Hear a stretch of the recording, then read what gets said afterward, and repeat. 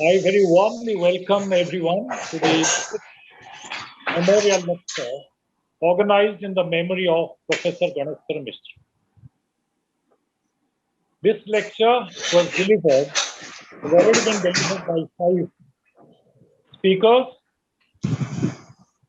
who include Professor Vikram Kesari Das, Jatin Nayak, Sri Siddheswar Mahapatra, Professor Himanshu Mahapatra, and Mr. Das Benho. This year we are privileged and honored eminent editor to deliver the 6th memorial lecture of Professor Ganeswar Mishra. On this occasion, we fondly remember the great contribution Professor Mishra made to literature and culture and cherish the rich legacy he has left behind, a legacy we're all committed to carrying forward. Professor Mishra excelled as a creative writer, a translator, essayist, and above all, as a wonderful communicator. He was an inimitably astute observer of a society in transition, and his writings illuminated aspects of this transition. We all feel his absence keenly, and we sincerely hope that his example will continue to inspire and enlighten. I now take this opportunity to invite the associate, Dr. Subhash Pani, to reminisce about him.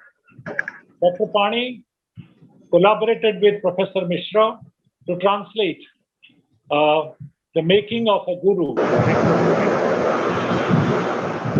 And Subhash Pani is an eminent scholar. He was the writer, and he was the former Chief Secretary of Odisha.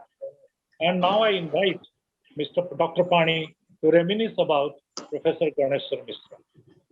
Over to Dr. Pani. Thank you, Jatin. I hope I'm audible. Yes. Thank you. We are indeed fondly remembering Ganeswar Babu, as he was popularly known. I have many fond memories, and I will talk primarily about Ganeswar Babu as a person and my personal relationship. But I will also briefly touch upon his work towards the end for a couple of minutes.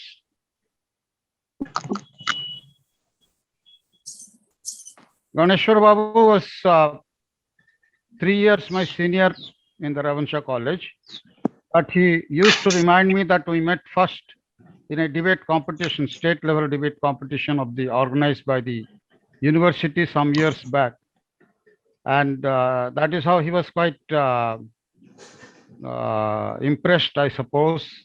And we developed a bond, and this sort of matured in a deep friendship when I became a lecturer in the Utkal University PG department when it started.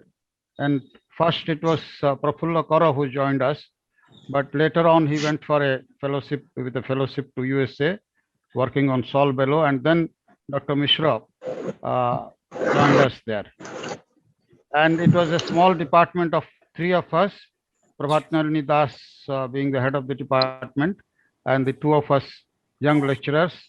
I was all of 19, 20 when I joined the department, and he was slightly senior. That was a eventful year. A couple of years I taught for about 2.5 years before I left the department and eventually joined the administrative service. But I was somewhat of a loner, and he was one of my close friends.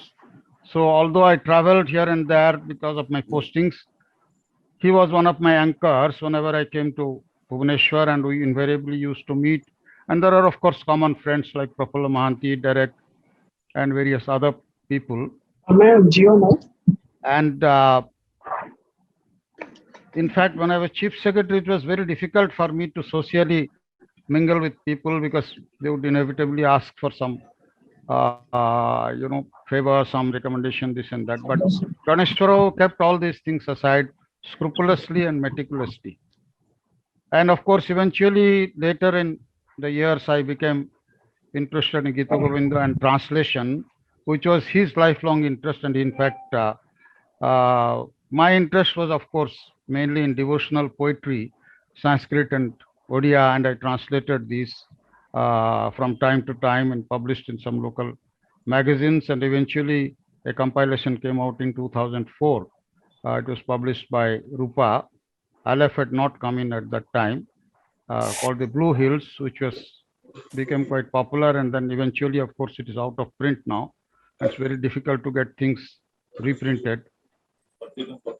And I also took up my PhD. Of course, I started quite early on Gita Govinda, including a new translation, verse translation of Gita Govinda. He was my guide, but since we were very close friends, he generally did not want to, put any pressure on me, but he allowed me to do it in my own way. I had a second guide, Dr. Karunashekar Behra, who was from the history department and guided me in the historical aspects of that. And eventually in 2004 only I completed my PhD after a long gap.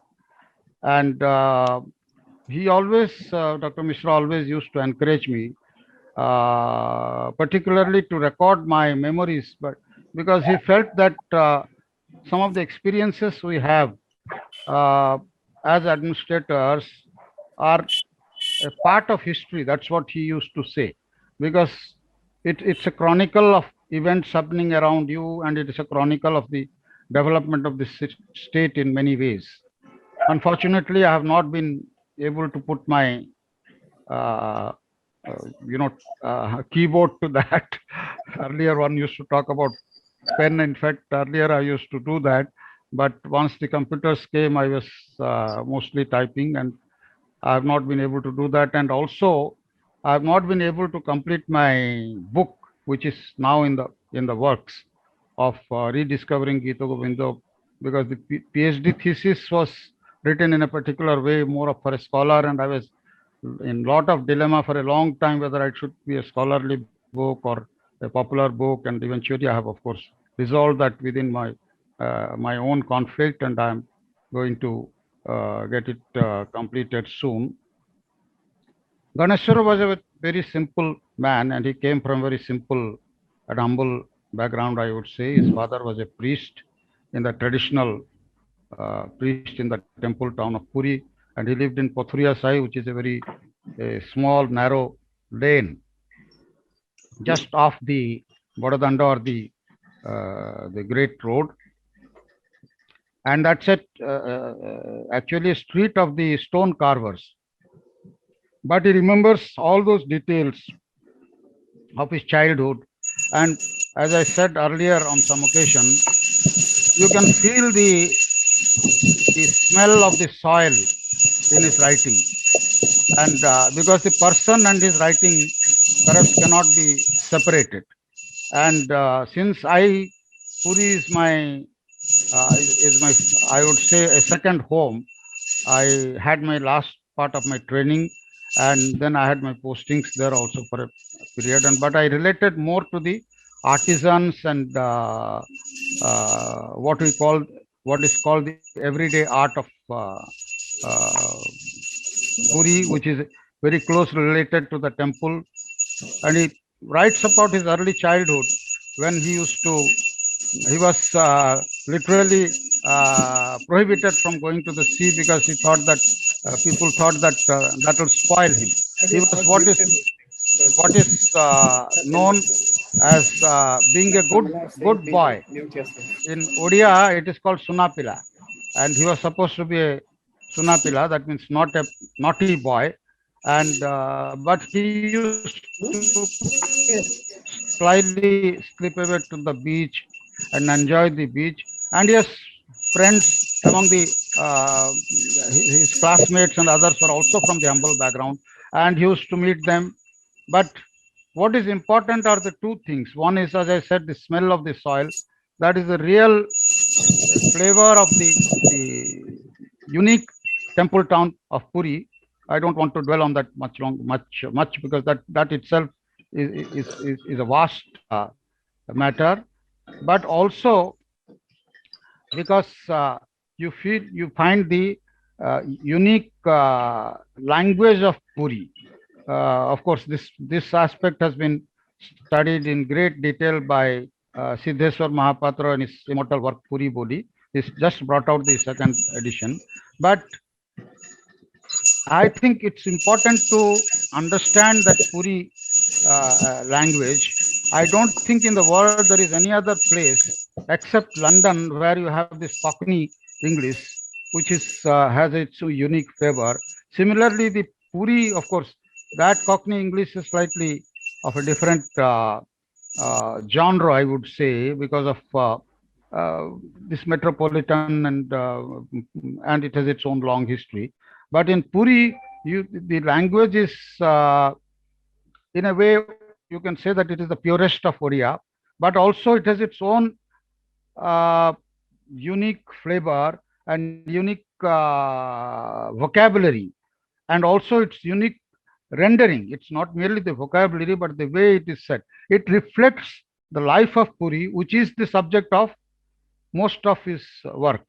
When you look at his, also it has its unique culture, which is reflected uh, in that language, and also in that, I hate to use the word lingo, but in the unique way the language is spoken. And in all his work, beginning with the Samudrika and Sakalara Moha, and you name any of his work, you will find the definitive stamp of Puri. There are not many people who have been able to capture. Maybe there are three or four. And recently, of course, Devi Prasad Prasannananda has written a book called Bernard Ekavarni, which is again written in the Puri language. I think, but yes, there is a difference between the time of Ganeshwar Mishra and the time of Ekavarni, which can be distinctly. And at the same time, he was a simple man. I would say asangsari in a way, though he brought up four children and they've rather done well, I would say. I also knew his wife was a student at that time in the Ravancha College, and she was, of course, from the economics subject. And asansari in the sense that not worldly wise, I would say. And I belong to his tribe, I would say, because even though I have completed several years in the administrative side service and have held very high positions both in Delhi and here, I am in a way also a Sansarian, that not worldly wise. And one small example I'd like to remember and tell you, and I think I'll wind up in just a minute or so. As you know, he became sick towards the last part of his life. He had first been hospitalized and then came back, and then he had to go back again. At that time, I think he was, being a very simple man, he was trying to build a house, and for that he tried to purchase some land. I think he was cheated in three or four occasions and instances, because he was joining some group which was trying to together buy some land and all that, but nothing happened. And finally, however, he got a piece of land and he was able to build a house which was to his satisfaction. And that house is now in a very good location on the side of a uh, wide road, two-way road. And I was very happy. Then during my his last days, I used to, whenever I used to come from Delhi, I used to go and inevitably spend a little time with him and discuss various things. And in one occasion, when he was in that second phase of his sickness, he told me that I will go to the hospital, and if I can't manage the funds and other things, I will sell a piece of land and do something. So that was his. I assume that at that time he didn't have his insurance or whatever. The children would know better. But such was his, at that time he was more or less resigned. But his enthusiasm for literature and his enthusiasm for literary work continued with him till the very end. Unfortunately, I was not here when this last case came, and really sad that he went away early. He was, as I said, simplicity was the hallmark of his. In spite of that, he had that the fact that he had spent almost 6 years in UK and he was associated with the translation movement. I was reading Mr. Mahapatra's book and also some other articles. Translation studies, I think over the last 50 years, it has changed considerably. But his, of course, strength was in fiction and his short stories and novel, whereas my major interest in translation was in the area of poetry, and specifically classical poetry, Odia devotional songs, Sanskrit songs, and of course, the passion has been Gita Govinda, and I've been with Gita Govinda for the last 50 years or so. And our naturally, when we look back at modern translations, not the early 20th century, but I would say the first truly modern translation to which we all are indebted and also refer as a watershed moment is speaking of Shiva. And that is where we start, especially when we talk of translation of classics and poetry, and that too in verse. Of course, in the last 50 years, a lot of other translations have taken, have come out, but the debate still rages about what is a good translation and how do we judge that, because that's a translation studies being a relatively recent discipline. It's not surprising that this discussion goes on.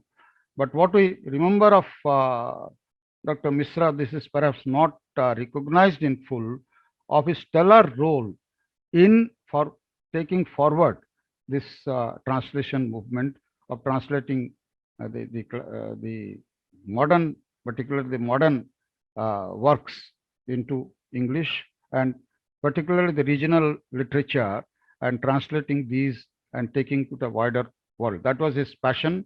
He was also keen to set up a translation academy, which has now come up in some form, and I wish that that goes from strength to strength. But they have to widen their ambit, and we have to perhaps discuss at some other time and some other place. But nobody can take away the signal contribution. In fact, the stellar contribution, as I said, he made through this translation movement, and making it a discipline and making it a part of the curriculum in the Utkal University. I think he will be ever remembered, and he will be remembered as a good man, as a good father, good husband, and a good teacher and a good translator. With these words, I would like to conclude, because we are all here to hear Mini Krishnan ji, and I'm happy that at least I'm meeting her virtually at some occasion. My movements are restricted because of certain reasons, and especially now that COVID has overtaken the world, it's very difficult to, it's not desirable, rather, I would say, to travel and take any risk. So, but nevertheless, I'm extremely delighted to see her on the screen, and I hope to enjoy her talk. With these words, I would like to conclude and hand over to Jatindra Kumar Naik, who is moderating this session. Thank you. Thank you, Dr. Pani, for sharing your memories of Professor Mishra's life and times with us. I think a book written by Professor Mishra has been translated into English by Professor Himanshu Mahapatra and Professor Paul St. Pierre. And I would like that to be released now, and after that I will invite Professor Mrs. Mini Krishnan to deliver the memorial lecture. So, Sandeep, please make arrangements for releasing letters from Jordino, which is a translation of Jordino Ko Chithi by the translators I just mentioned. Good evening, everyone. This is the book. It came out earlier this year, and we had planned a formal release, but because of the COVID pandemic, we could not organize any ground event. So we thought it proper to keep it on hold for today. This was a short novella which was first published as this, which was serialized by my father in a Odia magazine, and later on it was published as part of his collected works, which we are doing with Time Pass Publications. We've already come out with 5 volumes, and I believe another 4 to 5 volumes would come out in the future to include all his writings in Odia as well as in English. So this translation has been jointly done by Professor Himanshu Mahapatra and Professor Paul St. Pierre. Thank you so much. We had committed because my father always dreamt of setting up a translation center. So to take his dream forward, we were committed to translation, and even in the memorial lecture series, most of the topics have been related to translation.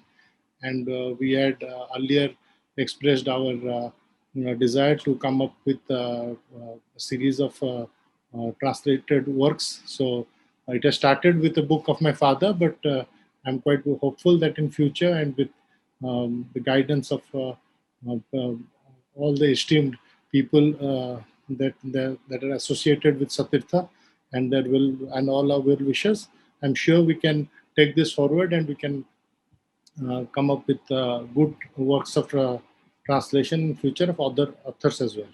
Thank you so much. Thank you, Sandeep. I've already mentioned that we are particularly fortunate this evening to have Mrs. Mini Krishnan to deliver the memorial lecture in honor of Professor Mishra. Before I invite Mrs. Krishnan to deliver the lecture, may I speak a few words about her? Over her 4-decade-long career, Mrs. Krishnan has edited 135 translations from 14 languages. U.R. Anantamurthy called her the best editor he had ever known. She is more than an editor. She is an indefatigable crusader, and thanks to her tireless efforts, many regional language texts have found a wide readership outside the places of origin. She believes that translators are creators and second writers, and that translations are feats of linguistic yoga. We are very fortunate to have Mrs. Krishnan to deliver the Ganeswar Mishra Memorial Lecture today. I may mention here that she published Professor Mishra's iconic novel Sakalara Moha in English translation long years ago.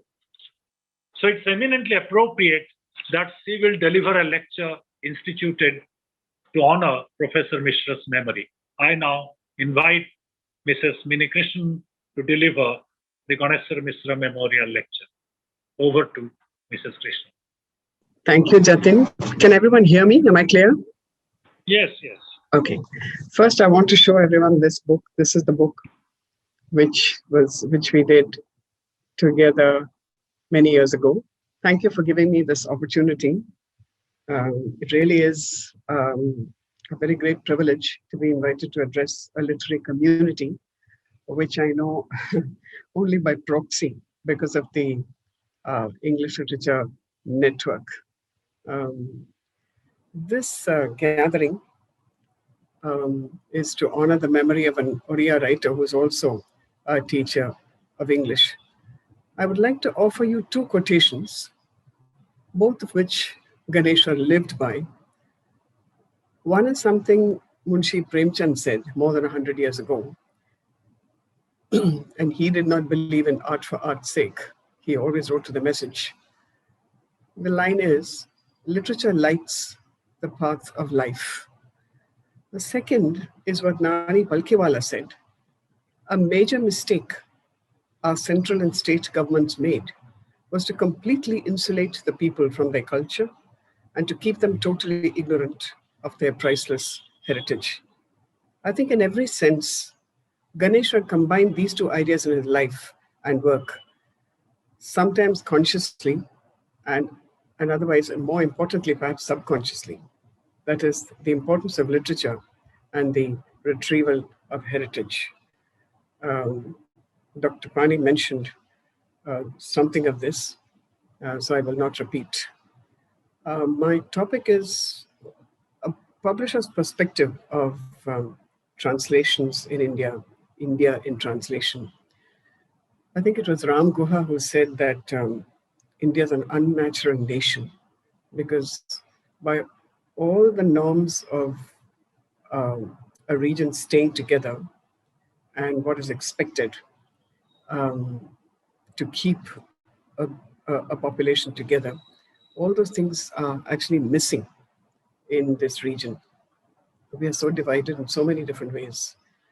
But still, the idea of India is going on, and still there is a certain unity, which no power seems to be able to break.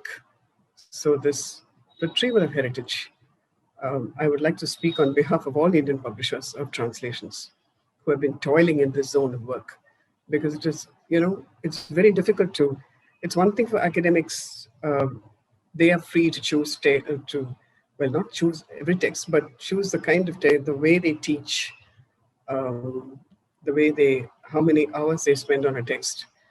But when you're a publisher and you're longing to publish certain works, it's very difficult to persuade managements, even more difficult to persuade sales teams, because they actually don't know as much as the editors and all the resource persons who support editors. Don't think that editors know a lot. They don't. Very few editors who are publishing English translations know a regional language as well as they should.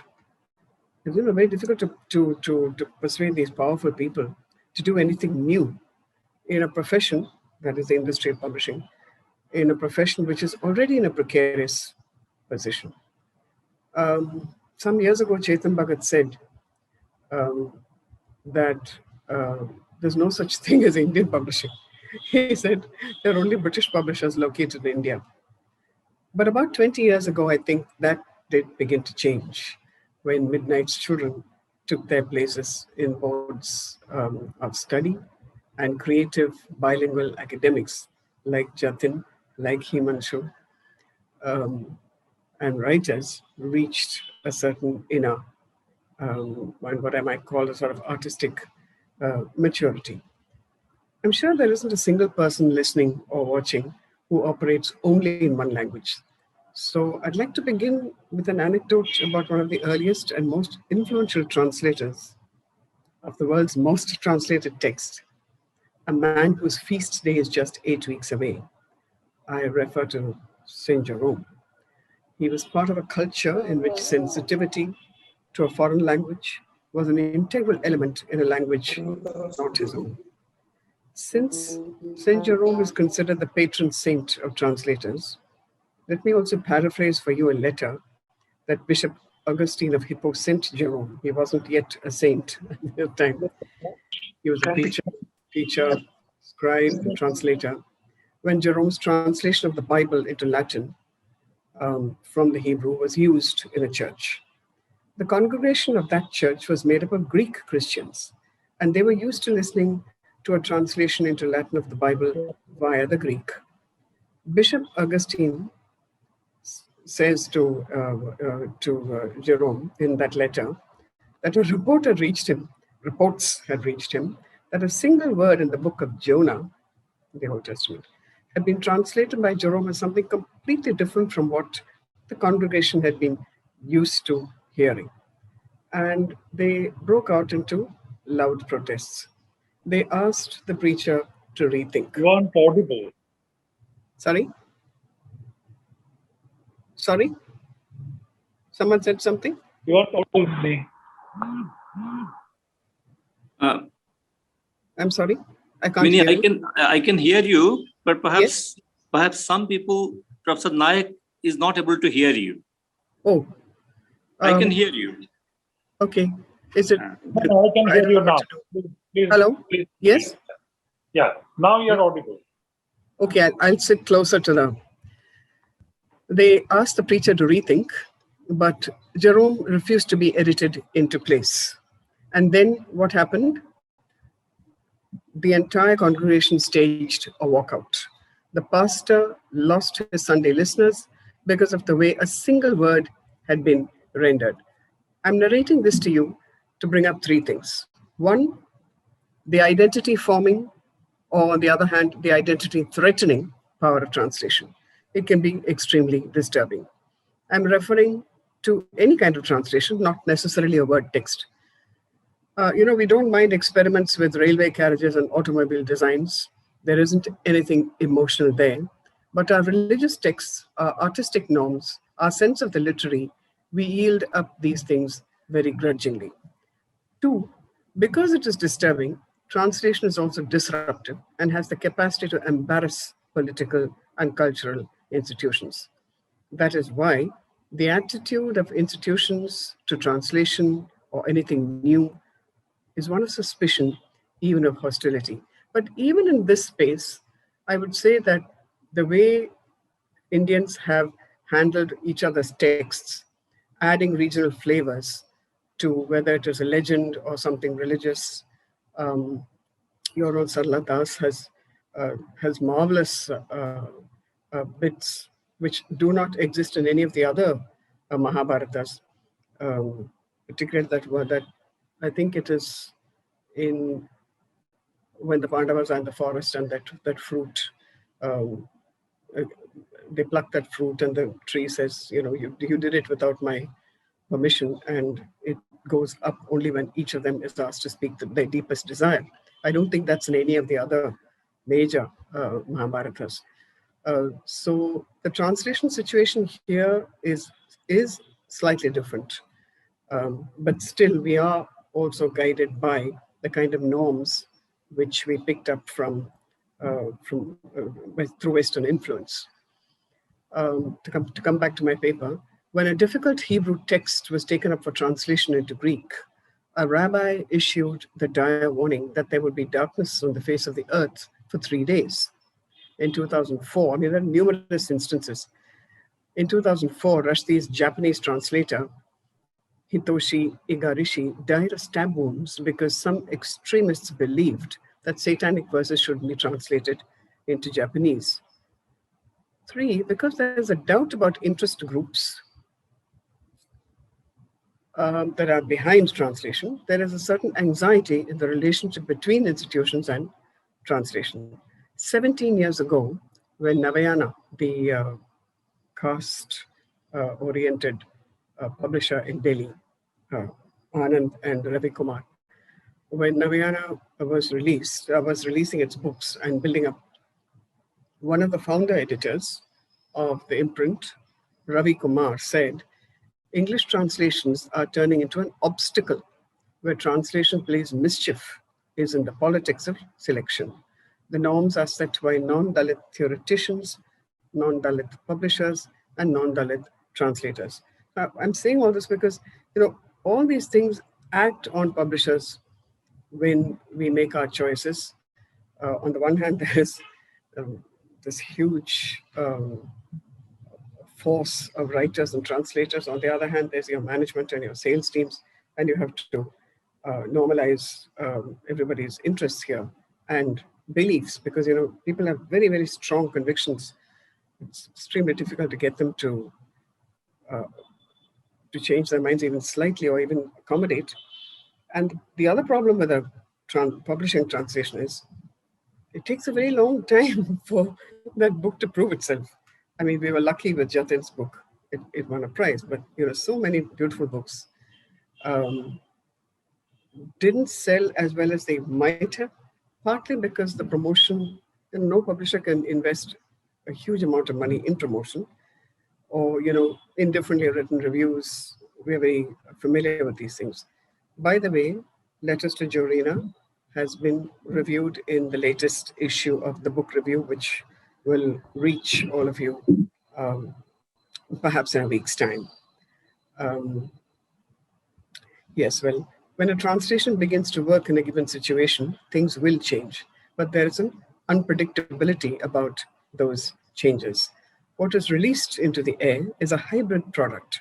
To take a purely literary view, the 19th century translation of European texts affected and shaped Indian literature.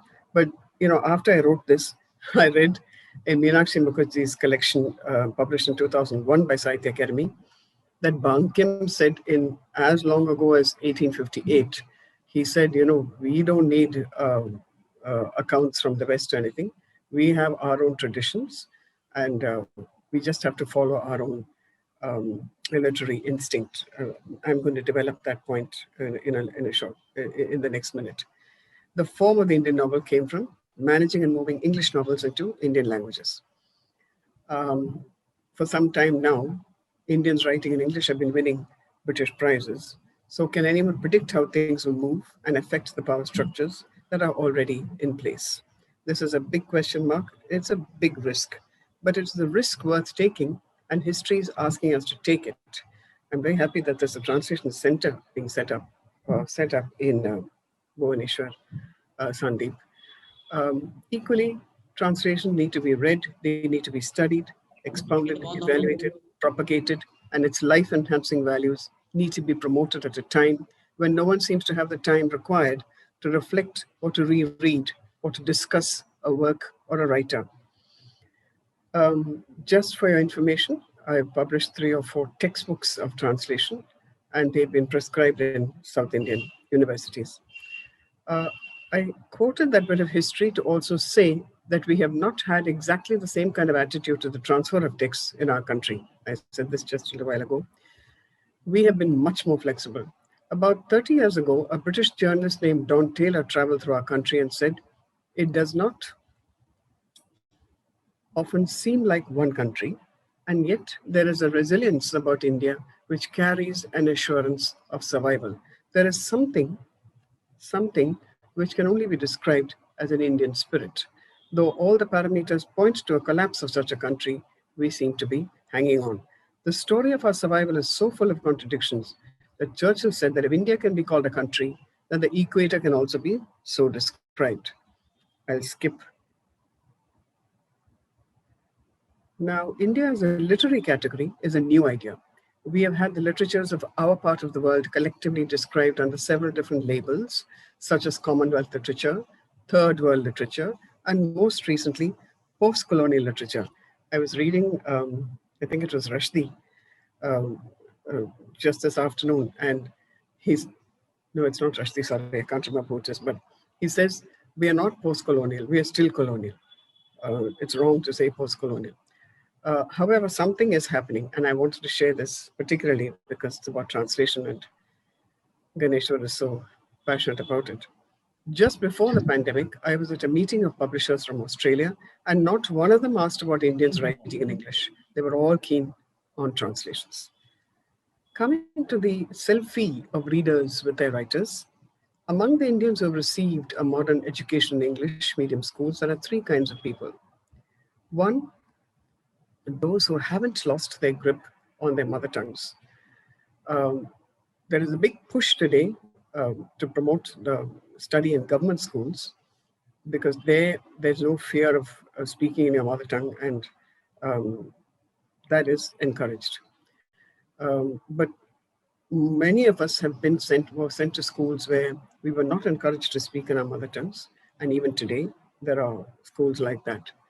The second category is those who, having lost their languages and become language orphans, have embraced the English language, been overwhelmed by it, and see it as a superior tongue and its systems as the only source of knowledge. This is a huge, it's a big loss, the loss of language. And when you lose a language, you lose the entire world of knowledge systems and all the culture that goes with it. Thirdly, those who have experienced the power of the English language, but know that true self-discovery can come only from identifying with the myths of one's own culture that lie locked in India's literary systems. Indian publishers have been very active publishing English translations of biographies, autobiographies, short stories, long stories, plays, novels, and poetry from many Indian languages we have, but may not know how to read. We won't know those languages, so we use this bridge language. This second arrow, as a Telugu scholar said, he said it's very easy to shoot an arrow through a screen, but it's very difficult to send a second arrow through that same passage.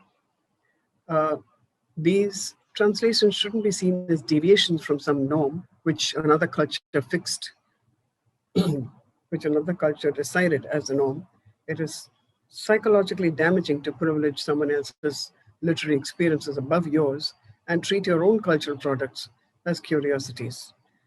25, 30 years ago in Macmillan, it was extremely difficult for me to introduce Indian writers into anthologies that we were preparing for compulsory study in BA, BSc, General English courses in South Indian universities, Madurai Kamaraj University, Calicut University, Cochin.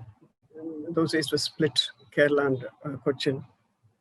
Now they've split it further, Kannur and so on. Madras University also, and even the literary advisors of Macmillan used to say, is this literature? Can we teach this? And so those were really terrible times. Luckily, those kind of prejudices are behind us. I would say that, just as from time to time, we stop and ask ourselves about our eating habits. We need to stop and examine what we are nourishing our minds and hearts with. And as publishers, we have a duty to offer these texts to persuade members of boards of studies. Look, this is something which is relevant, which is happening in our country, which is described by our own people. And as anyone who has taught translation knows, when you start teaching translation, there's a certain excitement in the classroom because the students are engaging with minds and experiences that are very close to them and not something that happened 10,000 miles away.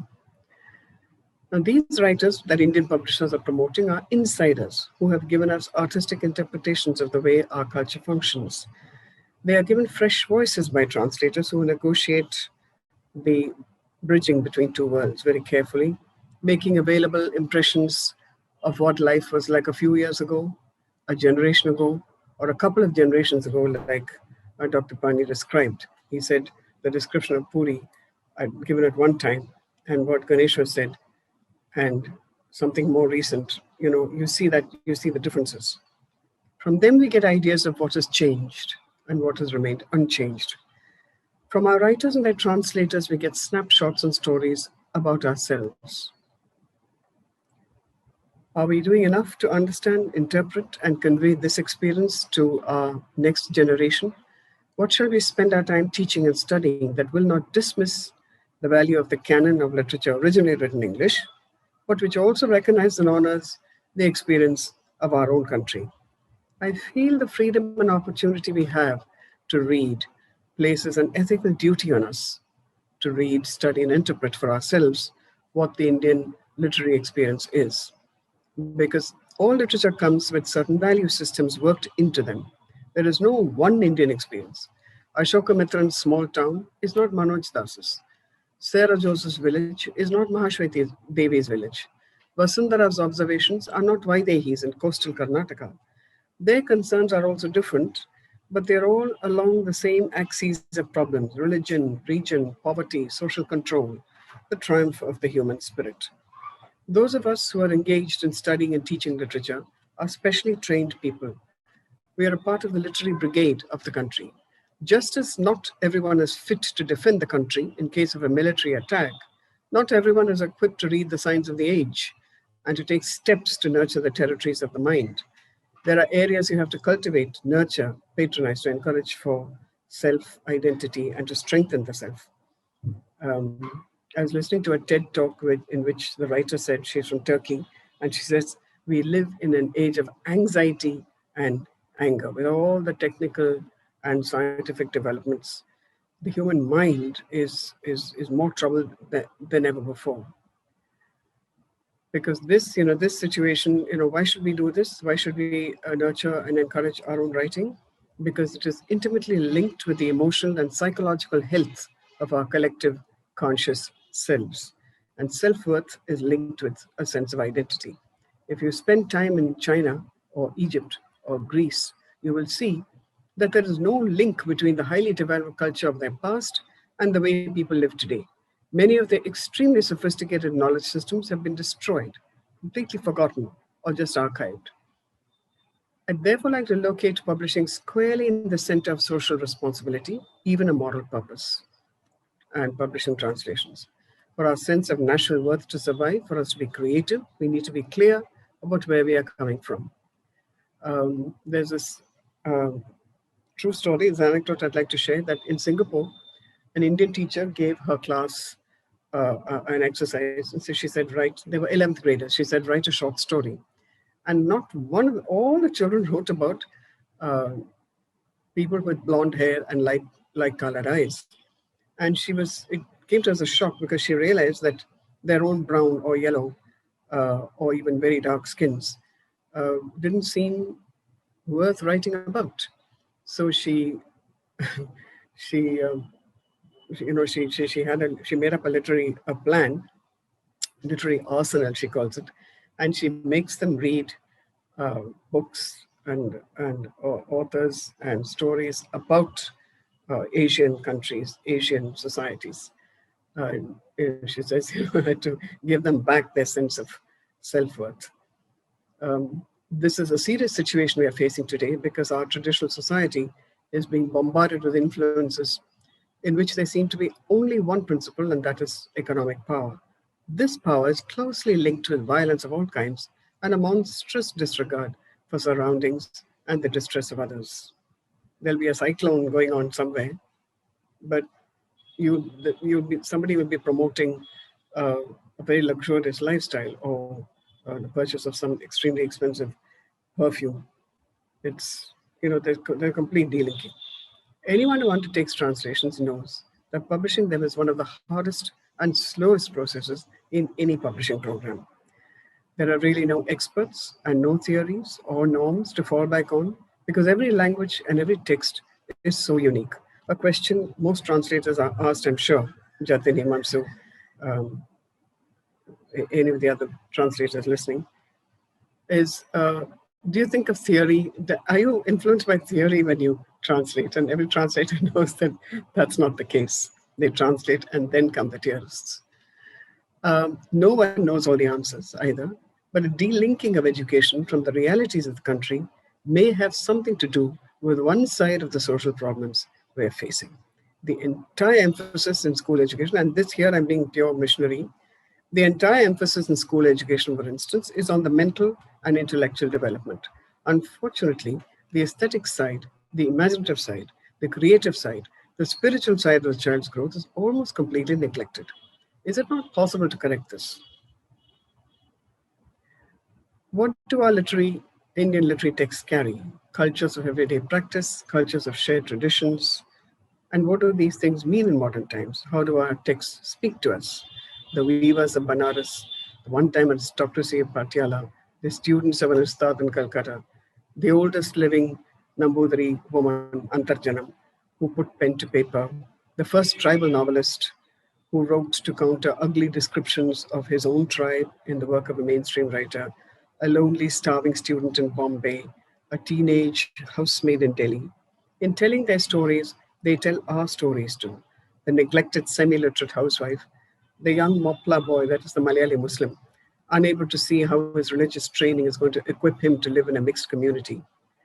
How can we read John Donne's I Am Involved in Mankind and not feel for what is happening in our streets? Should the cry on the page be allowed to grow louder than the cry in our own streets? I think it's important to be politically conscious of the harsh facts about our country. And can you be aware of these outrages and go to college the next morning and read something entirely delinked from why such things happen at all? Surely all education is meant to make you more sensitive to social realities, to give you insights into human nature and yourself, so that in whatever work you take up, whether it is teaching, writing in print or electronic media, or campaigning for human rights or social causes, you would be more aware of what the stakes are and what the social costs are of dysfunctional or desensitized behavior. An intellect, an ideology, a career plan that is completely ignores the realities of India's dangerous road to take, because it will eventually delink you from your social and emotional habitat. Since we cannot turn back the clock, let us contribute what we can by subverting the flow of this all-powerful language by introducing our own enrichments to it. Who gains? Everyone gains. If translation studies are to be more closely monitored, we need to put down our objectives clearly. If our objective is to have more and more text in translation, then the means we adopt to reach that end will shape our achievements. If translations are to be seen as a competitive activity, where the best translation gets published, then we will have a nation full of competitive translators. If translations are seen as group activities, where scholars combine to bring out the best possible translations, then we will soon have a long list of publications. But then, a word of caution here. Unless they are also creative and poetic, barring a few outstanding examples that we have here, academics are not always the best translators. They rarely take risks. It is against their training. But if translations are to be seen as a move towards literary historiography, then the academic researcher alone can objectively get the perspective right, advise the publisher, and encourage and support by adoption study programs a thorough investigation into regional language literatures whose effective translations can highlight literary trends, movements, and representative works. I enjoy daily revelations in my discussions with my academic friends. There is so much I don't know. Just to give you an example, G.S. Jayashree, who edits Samyukta, published in her journal a work called Parangodi Parinayam. That is, it is a parody of the famous Indulekha, the first Malayalam novel. I think it would be marvelously self-reflexive if OUP could bring out this text and someone offered to teach both the OUP translation of Indulekha by Anita Devesya and this book, this parody. Lastly, all the great myths show that when you follow someone else's path, you go astray. An intellect, an ideology, a career plan that ignores the realities of India is a dangerous road to take.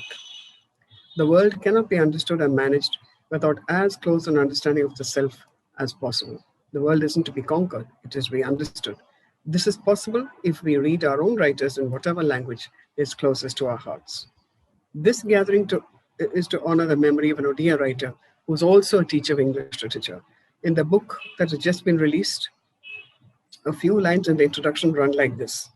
It is only by looking beyond the surface differences of cloth, color, and costume that we can be cosmopolitan, true citizens of the world, at home in their native habitats, and also unafraid to travel the world. Our portable world should be our portable world, P-O-R-T-A-B-L-E world, should be the motto of Indian publishers, writers, and readers. Thank you very much. All right, Paul. Thank you, Mr. Krishnan, for giving this rich and insightful lecture. You have opened a whole new perspective on translation and the way it enriches our lives immensely, and the urgency with which we should look at translation activities. And you have done so much, you are doing so much in this area that we are immensely grateful to you for what you have done and what you are doing and what you are going to do. Thank you very much. Thank you. All immensely grateful to you. Now I will invite Professor Himanshu Mahapatra to say a few words about his translation of Letters to Jordino. He is the co-translator of this book by Mishra. So over to Himanshu Mahapatra. Thank you, Professor Naik, for this opportunity. Let me first of all thank Satirtha for organizing this memorial lecture. This is the 6th edition of the lecture, and it has been really very interesting, very entertaining. Although the pandemic has disrupted the event, we could not have a lecture last year. It was also an online lecture, but at least we are able to meet virtually and share our ideas. It's a great thing. Now, I also extend my greetings to Mini Krishnan for having given her kind consent to deliver this lecture, this 6th memorial lecture.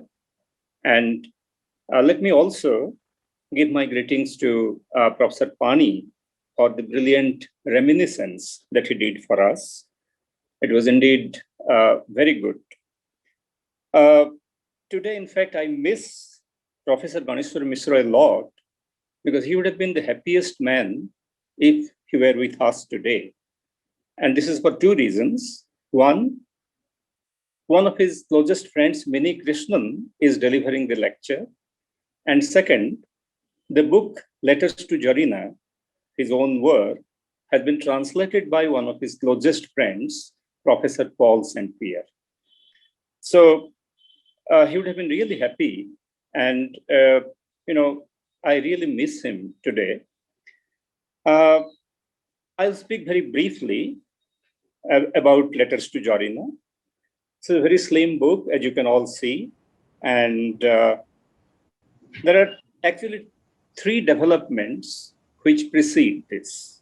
The book could not have been published if it were not for three important developments. One is that Satirtha undertook the publication of the complete works of Ganeswar Mishra in 2015. So the first volume they brought out was complete novels of Ganeswar Mishra. Are you able to hear me?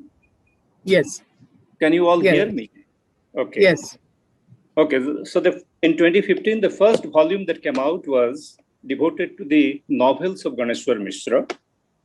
And in 2019, I was invited to deliver the memorial talk, 2019, and that led me to this happy discovery of this slim text, this slim word, Letters to Jordino. In Odia, it is Chithi Jordina Pine.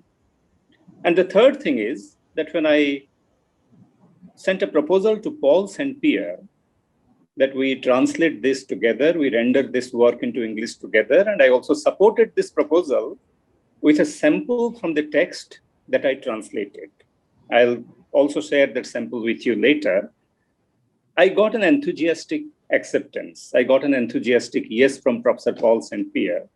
So the translation of the work was begun in spring 2020 in United States. I had been to the United States, and that is where we began this work. And it was done in 2 months. We got a draft ready in 2 months. We requested J.P. Das to contribute a foreword, and he contributed a very short, a very succinct foreword. But unfortunately, by then we had moved into this global lockdown induced by the COVID-19 pandemic. I was stranded in the US, I could not return. So our fond hope of getting it published in time for the 2020 memorial event did not materialize. I returned very late, and here also things were not very good. Things were not in our favor.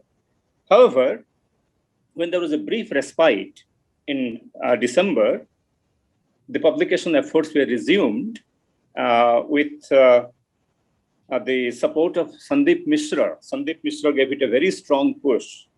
And Authors Press, Delhi, really fast-tracked the publication process.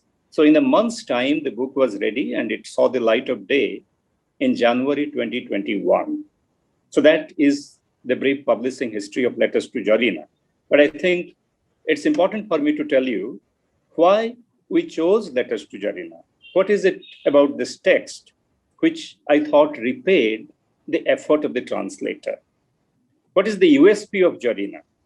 I think I'll answer this question in one sentence. I think this text contains the condensed presentation of the complex writerly concerns of Ganeswar Mishra.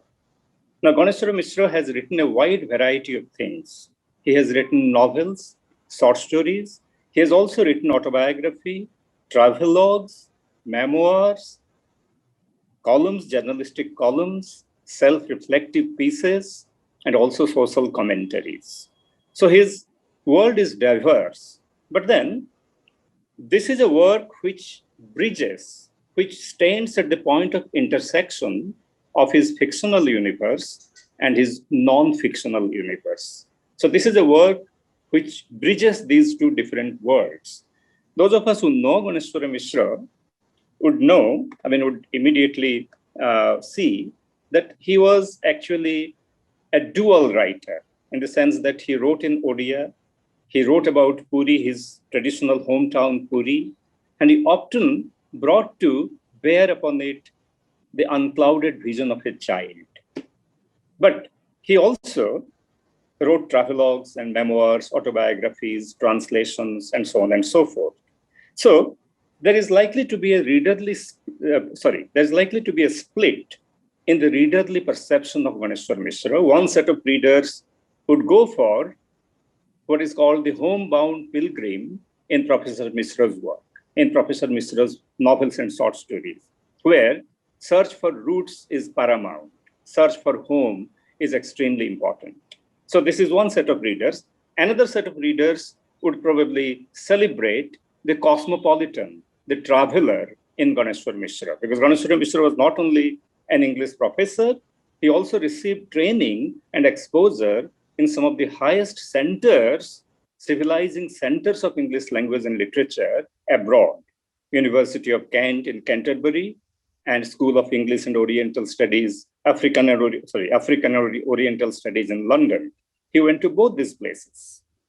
Now, how do we then reconcile the homebound pilgrim, the writer who is obsessed with home, the writer who writes about region, home, locality, and the writer who is also a restless wayfarer, a restless nomad?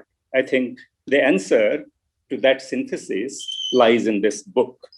So now I shall share with you that passage that I shared with Professor Paul St. Pierre, which led to the immediate decision to translate it. It's just a very short passage, and I crave your indulgence. Just allow me 2 minutes to read this passage. This is the last letter, letter 11, that Alok Das, by the way, I forgot to tell you that this is a collection of 11 letters that one Alok Das writes to his friend in England, Jordino McCarthy. And this is, of course, a fictional format. There is no Alok Das. He can stand in for Ganeswar Mishra himself. And at the end of that letter, the last letter, he writes, "From the narrow lane of Jahanpur to the broad highway of Dinapur, and from there to London, Paris, Bonn, Amsterdam, and Barcelona. In each of these places, I have made friends like Dorian. And the thought that has formed in my mind repeatedly is this: how is it possible to limit a person to the confines of one country, one language, one religion? A person is a person, no matter the corner of the world they are from. And the patch of earth they stand upon, well, that is their country, their soil, their reality, their identity. Whoever they happen to be having tea with at a restaurant or gossiping with in a pub is their friend, a member of their family. The language in which they speak, in which they express themselves to another person, is their language. How can that language be considered either indigenous or foreign? Which country, language, and religion can fetter free human beings in age-old chains of insularity and sentimentality? It is as if the very essence of being human is to be a wayfarer and a nomad. I think this is the passage which basically triggered this desire in me to translate this and to bring it to the attention of the world, to bring it to the attention of lovers of Odia literature, both here and abroad. Then I'll end with just one more observation. It's a personal one. Personally, for me, this book is very important because of those gems of self-introspection that it is studied with, the gems of the insights that the book is studied with. I think Mini Krishnan in her speech talked about an Israeli writer who talked about this age of anger and anxiety. I think there is no doubting the fact that we live in such an age. And the only antidote to that kind of a climate, that kind of an environment, is to self-reflect, is to introspect, and to find out what you have within and to build your inner resources. Now, this is a book which helps to build those inner resources. And I'll just read 2 lines from Letters to Jordino, where Professor Mishra is reflecting, of course, through Alok Das. Today, I am definitely economically and materially better off. But with this, my sense of deprivation, of inferiority and insecurity has also increased.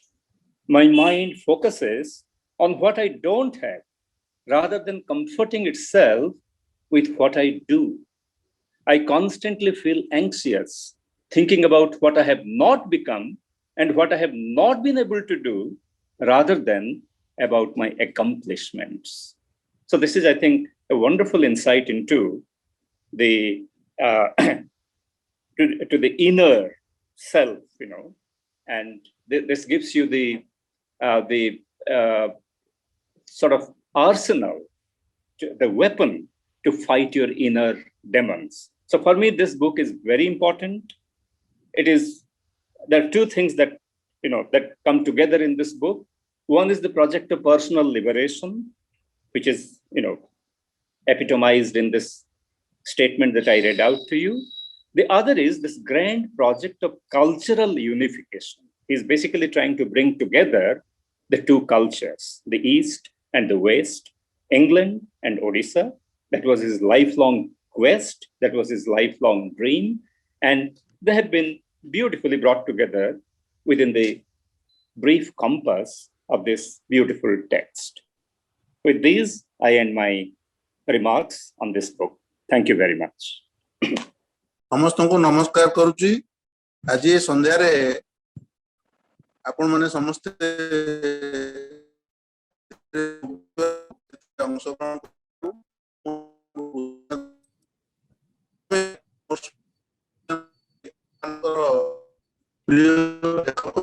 अंशग्रहण उद्देश्य धन्यवाद अर्पण करुची स्मारक वक्तृता प्रदान करथिबा mini Krishnan को Oxford university press रो अनुवाद संपादिका तथा स्तंभकार अनुवाद उपरे तांकर सारगर्भक अभिभाषण निमित्त एवं आम पई से ई सभारे अंशग्रहण करिथिबारु मु तांको कृतज्ञता एवं धन्यवाद अर्पण करुची।